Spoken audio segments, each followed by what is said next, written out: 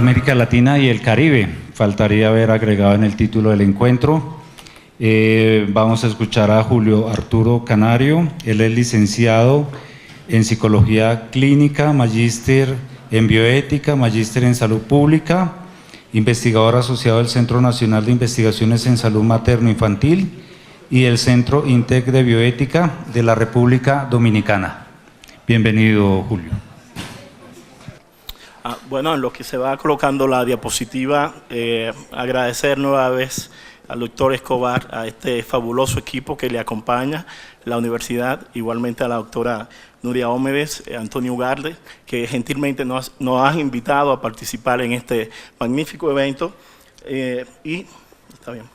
y a ustedes como audiencia que muy gentilmente se han mantenido en sus asientos hasta el final. Vamos a hablar un poco, a seguir la trayectoria de los compañeros que me han antecedido, conversando ahora sobre República Dominicana. Ciertamente creo que podemos ahorrarnos algunas cosas en el contexto de los retos y de las oportunidades.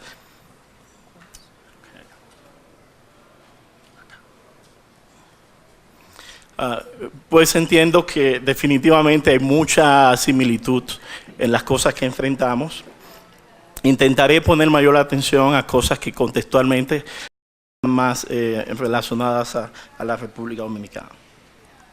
Bien. En algunos contextos es necesario refrescar la mente donde queda esa pequeña isla en el centro del Caribe, que en algunos países simplemente se le conoce por cuestiones tales como esos destinos turísticos que invitan a venir a la playa, y obviamente esa invitación se traslada en el campo de la investigación también hacia aquellos que quieren realizar la investigación. Así que Dominicana se vende como un destino turístico importante. Y quiero reseñar una investigación que realizamos sobre brechas de investigación en salud en República Dominicana, intentando dar un poco luz al contexto de investigación que nos toca. Aquí la distribución un poco de quienes están registrando investigaciones, comento el CONABIOS, el Consejo Nacional de Bioética, y obviamente lo cruzamos con la base de datos clinicaltrials.gov. Algo interesante que de hecho presentamos el año pasado en el Congreso de Brasil fue la discrepancia que existe en ambos registros, y cómo algo es tan difícil encontrar un estudio registrado, digamos, en Estados Unidos, qué tan difícil es encontrar su correlato de estudios registrados en República Dominicana y así poder realmente ver. Tenemos experiencias muy satisfactorias cuando logramos concatenar dos estudios. Un poco una muestra de la distribución de la investigación por área. Vamos a ver que 224 estudios fueron relativos a investigación clínica. Estos fueron 5 años de estudios que recopilamos, no solamente, como mencioné, Clinical Trials, el CONABIOS, sino encuestando también directamente a investigadores del país. Intentamos ser lo más abarcadores, cosa de que esa investigación clandestina, como Armando siempre se refiere, podíamos lograrlo. Sabemos que no lo logramos del todo. Bien, un poco la distribución por grupos, pero no me detengo acá mucho tiempo. Pero sí mencionar que es la institución que comúnmente implementa, es tanto pública como privada. Realmente la pública le gana por mucho más. Y vean cómo la proporción de los ensayos clínicos es liderada por la industria farmacéutica con un 56%. Recuerden, República Dominicana, una pequeña isla, unos 10 millones de habitantes. Vean la cantidad de estudios que impresiona al que conoce el contexto del país, que no tiene mucha tradición en investigación. Es realmente mucha investigación que se está realizando en el país, y muchas de ellas, en su mayoría, experimentales. Claro, este estudio tiene un sesgo.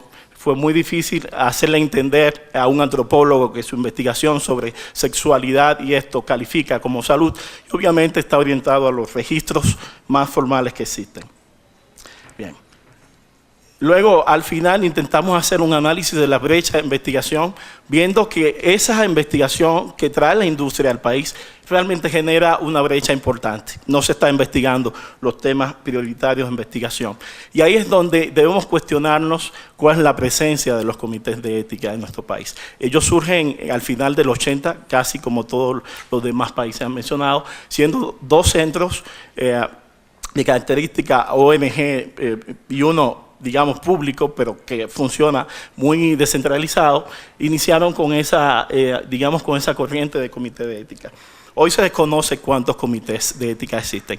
Hicimos un intento a inicio de este año, hasta casi la fecha, hicimos una encuesta en línea, mandándola relativamente a todo aquel que califica para tener un comité de ética, y bueno, y de ahí obtenimos esta estimación que no hemos tenido tiempo a confirmar alguna información, solamente nos quedamos en la primera parte de información sin confirmar, donde seguro sabemos que tenemos al menos 8 comités con tradición que han trabajado y que todo el mundo les conoce. Luego, han respondido en alrededor de 100 instituciones que han dicho que tienen un comité, al cual nos falta realmente confirmar.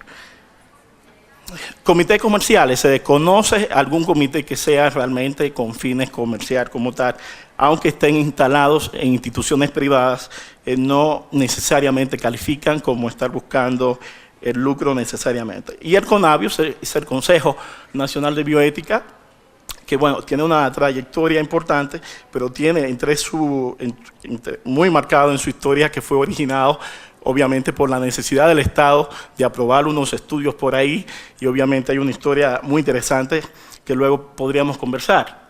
Y el marco legal es muy básico: la Ley Nacional de Salud, el Sistema Dominicano de Seguridad Social, y luego hay una resolución administrativa que indica las funciones básicas del CONABIO.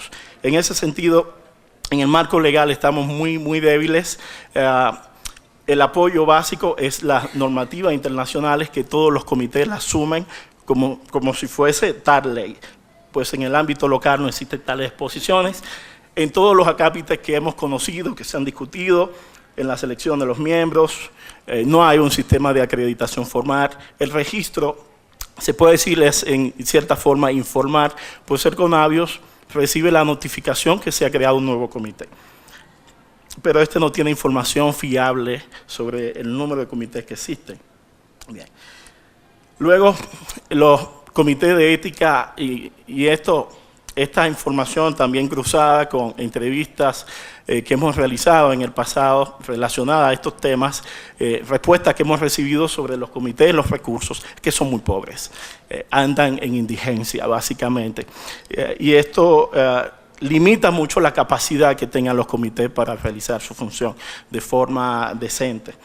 Hay un costo generalmente por revisión de los protocolos, y se conoce que esto no llena las necesidades del comité, pues básicamente no hay un solo comité, según yo conozca, que cobre por algunas revisiones continuas de enmiendas. Esto es solamente cuando el protocolo entra. Sabemos que hay estudios que pueden durar hasta 5 años, y esto es la situación. No existe, nuevamente, con la información que contamos, ningún comité que administre su propio presupuesto en Dominicana, sino todos están instalados en la institución que le ha, como mandato, ha abierto, aperturado el comité. Sí se cubren los temas básicos como secretariales, pero no es una oficina aparte, siempre es compartida con los demás, para demás funciones. Y algo casi típico de... alguien mencionó que en algún comité le daban para el café. Bueno, los comités de ética dominicanos han adoptado esa cultura muy americana de lunchback. Hay siempre un almuerzo, casi todo. Esto es algo culturalmente distintivo. Se realiza en horas del mediodía con un almuerzo que cuesta, digamos, más que el promedio, como un estímulo que empezó en algún lugar y luego se fue copiando por los demás comités. Un poco para estimular un poco algo de la asistencia y reconocer el esfuerzo. Luego, la composición de los comités casi regularmente sigue este patrón. Existe un coordinador, o puede existir ambos, una secretaria a la vez, en la institución. y obviamente no son puestos exclusivos, siempre lo comparten con su actividad secretarial o demás en la institución. Bien. No es usual que asistan expertos distintos al comité. Esa es una cuestión que creo que también valga la pena reseñar. La cultura en Dominicana, dado que es un país pequeño y los especialistas en las distintas áreas es un grupo que se conoce, existe, digamos, una cierta reservación a no comentar fuera del comité con otros sobre un protocolo o proyecto, porque podría haber conflicto a un desconocido o esa persona pudiese comentarlo. No obstante, ese es un tema de deliberación dentro del comité. ¿A quién puede ser la persona ideal o idónea para dar alguna opinión? Luego tenemos, y el tema de conflicto de intereses también se intenta manejar muy fuertemente. Un ejemplo, tenemos personas que participan en 3 o 4 comités de ética, y algunos somos colegas, nos conocemos y demás, pero existe una cultura muy fuerte de que eso no se comenta. Aún estamos en un café, aún todo el mundo sabe dónde está. Existe una cultura muy poderosa de no comentar qué está pasando con relación. Hay un correlato cultural también anterior, histórico, época de dictadura que tienen que ver con el manejo de la información. Tenemos un problema grave con el manejo de la rendición de cuentas en los comités. No rinde cuentas en lo absoluto, dado que no tenemos, como mencionamos, una Comisión Nacional de Bioética que tome en serio eso como sus funciones. Eso es algo con lo cual nos enfrentamos. Rendición de cuentas. Un ejemplo típico, el mismo Consejo Nacional de Bioética en algún momento se le solicitó una lista de los investigadores, obviamente para hacer un mapeo de quién está investigando.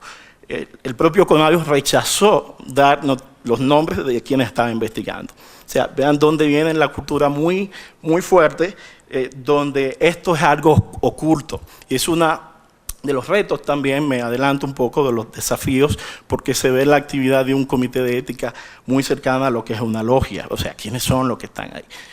Hay incluso comités en universidades que tienen como política no revelar quiénes forman parte del comité. O sea, esto es una cuestión algo distintiva y por eso colocamos que hay que superar un poco la autorregulación y en ese análisis de coyuntura ha sido muy difícil en Dominicana hacerle entender a los políticos sobre estos temas porque hay muchos otros problemas que se entienden como prioritarios.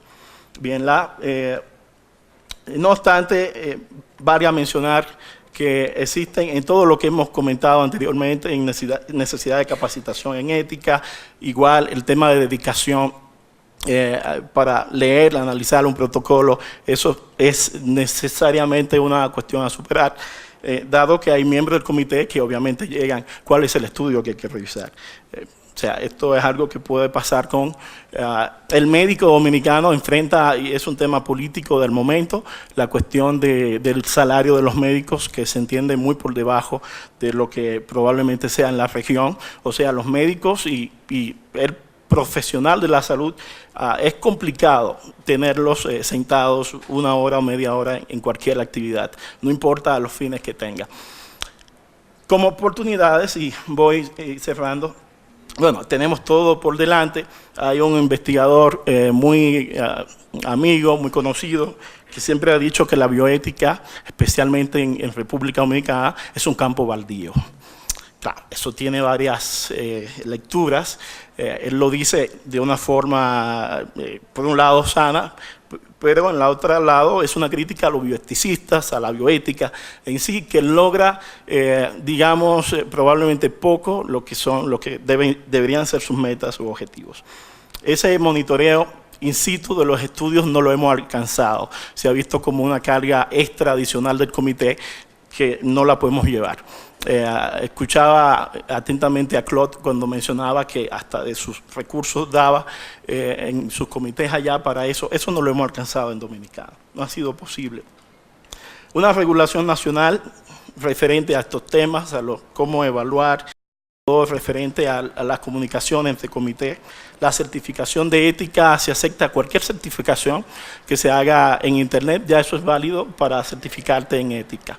Así haya sido, digamos, te haya tomado una noche certificarte en ética.